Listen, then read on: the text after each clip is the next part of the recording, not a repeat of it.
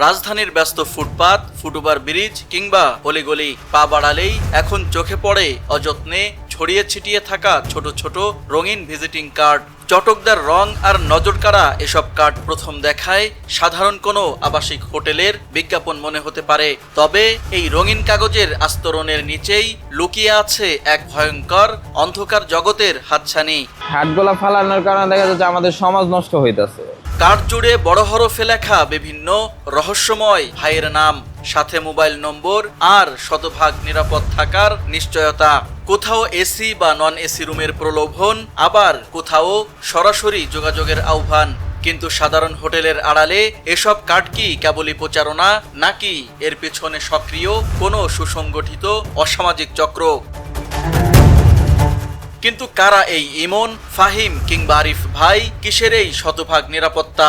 এই প্রশ্নের উত্তর খুঁজতে পরিচয় গোপন রেখে অনুসন্ধানে নামে ভিওডি বাংলা। গ্রাহক সেজে যোগাযোগ করা হয় কার্ডে থাকা একাধিক নম্বরে। ফোনের ওপাশ থেকে মুহূর্তেই মেলে অন্ধকার জগতের ম্যাপ। ইমন ভাই, ভাই টাকা পয়সা কেমন কি লাগবে? ঘন্টা ঘন্টা কয় টাকা? ঘন্টা আছে নরমাল 1500, ভিআইপি তে 2500। বলতেছি সারা রাত কি থাকার কোনো সুযোগ আছে? হ্যাঁ আছে, রাত্রে আছে আপনার 4000, 5000, 6000 কোয়ালিটি অনুযায়ী। এখন কোয়ালিটি কেমন কি পাওয়া যাবে, মানে একটু কোয়ালিটি আগে সরাসরি দেখেন। সরাসরি দেখাবেন? মানে সেইভাবে তো টাকা নিয়ে আসবো আর কি, এই জন্য আর কি। সরাসরি আমার সাথে যোগাযোগ করেন। আপনি 10 নম্বর গোলচক্কর খালি প্লাজা মার্কেটের সামনে এসে আমার ফোন দেন। ফোনে আলাপচারিতায় তাদের দাবি, বয়সের বৈচিত্র্য অনুযায়ী রয়েছে সার্ভিস। বয়স কম এমন কি আছে?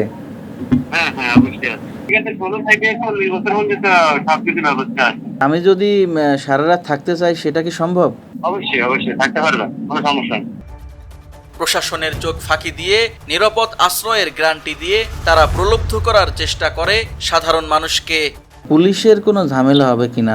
না, আমাদের এখানে রাতে 10টা বাজে গেট বন্ধ করে দেয়, সকালবেলা গেট খোলে। তারপরে আর কোনো লোক আসতে কোনো এলাও নেই। না, কয়েকদিন পর পর তো দেখি যে পুলিশে রেড দেয় আর কি, মানে একটু ভয় লাগে তো।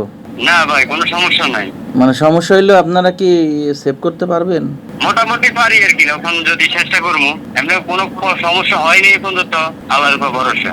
অথচ এই রঙিন ফাঁদে পা দিয়ে ব্ল্যাকমেইল কিংবা সর্বস্ব হারানোর ঘটনাও অহরহ। এসব কার্ড ও অসামাজিক কার্যক্রম নিয়ে ক্ষুব্ধ স্থানীয় বাসিন্দা, দোকানদার ও পথচারীরা। আমাদের সমাজের মেয়েরা রাস্তাঘাটে এই কাঠগোলা পায়া বা ছেলেরা এই কাঠগোলা পায়া অনেক খারাপ কাজ, জিনাতে জড়ে যা খারাপ কাজ করে। হাটগোলা ফালানোর কারণে দেখা যাচ্ছে আমাদের সমাজ নষ্ট হইতেছে, ছেলে মেয়ে নষ্ট হইতেছে, পরিবেশ দূষিত হইতেছে। থানার পুলিশরাও কোনো প্রতিবাদ করে না। পুলিশ চাইলে কিন্তু সব সম্ভব। এলাকাতে তাদের অনেক পাওয়ার, তারা আইসা মারামারি করে, জোর জবরদস্তি করে, এই জন্য এলাকার মানুষ আর কিছু বলতে পারে না। উন্মুক্ত স্থানে এমন প্রচারণার বিষয়ে পুলিশ বলছে তারা হাত গুটিয়ে বসে নেই। নিয়মিত অভিযানের মাধ্যমে অপরাধীদের ডেরায় হানা দিচ্ছে আইন শৃঙ্খলা বাহিনী।